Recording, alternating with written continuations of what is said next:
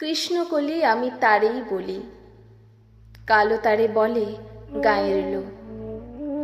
দেখেছিলেন ময়নাপাড়ার মাঠে কালো মেয়ের কালো হরিণ চোখ।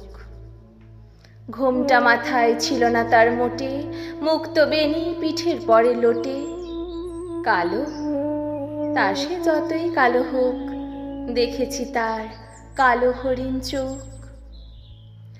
ঘন মেঘে আধার হলো দেখে ডাকতেছিল শ্যামল দুটি গাই।